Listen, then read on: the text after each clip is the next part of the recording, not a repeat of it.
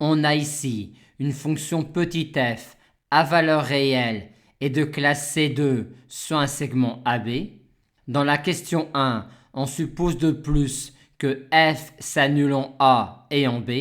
On fixe alors un réel C dans l'intervalle ouvert AB et on nous demande alors de montrer l'existence d'un réel D de l'intervalle ouvert AB tel que f de C puisse s'écrire sous cette forme-là. On a ici une structure classique d'exercice où on va appliquer le théorème de Rolle à une fonction auxiliaire qui classiquement sera celle-là, où grand A est entre guillemets une constante bien choisie. Et pour arriver alors au résultat souhaité, on souhaite à la fois que grand A soit la valeur de la dérivée seconde de f en un réel D de l'intervalle ouvert AB et que phi de C soit nul. On va sûrement récupérer ça grâce au théorème de Rolle et on va donc fixer la constante grand A en imposant que phi de C soit nul. On a alors déjà que f de C est égal à cela fois grand A. Il nous reste maintenant à montrer qu'il existe un réel D de l'intervalle ouvert AB tel que grand A soit la valeur de la dérivée seconde de f en D. Grâce aux hypothèses, on a que phi s'annule en trois réels distincts du segment AB. Et comme phi est au moins continu sur le segment AB et dérivable sur l'intervalle ouvert AB, on peut en déduire que phi' s'annulera au moins en deux réels distincts de l'intervalle ouvert AB. Et en réappliquant alors le théorème de Rolle à phi', on en déduit qu'il existe un réel D de l'intervalle ouvert AB tel que la dérivée seconde de phi s'annule en D.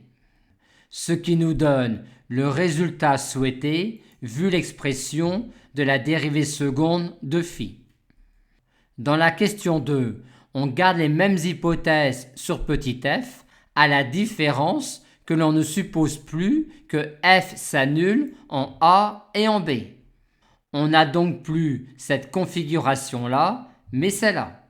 Et vu ce que l'on doit montrer et ce que l'on a montré dans la question 1, on aimerait se ramener à la situation de la question 1. En fait, la configuration de la question 2 est la configuration de la question 1, mais dans le repère vert.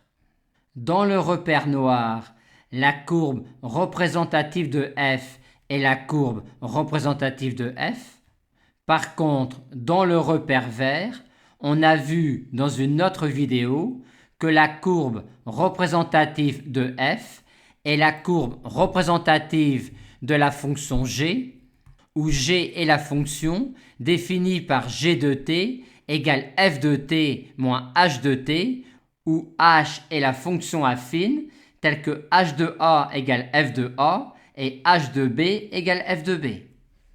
On peut bien appliquer la question 1 à la fonction g, vu que g est de classe C2 sur le segment AB et que les valeurs de g en A et en B sont nulles, vu que f et h ont même valeur en A et en B. L'application de la question 1 à g nous donne cela. H étant une fonction affine, la dérivée seconde de g en D est la dérivée seconde de f en D. Et vu que h est une fonction affine, on obtient la valeur de h en C à partir de celle en A par cette relation-là. Et en se rappelant que h a la même valeur que f en A et en B, on obtient à partir de cela la relation souhaitée.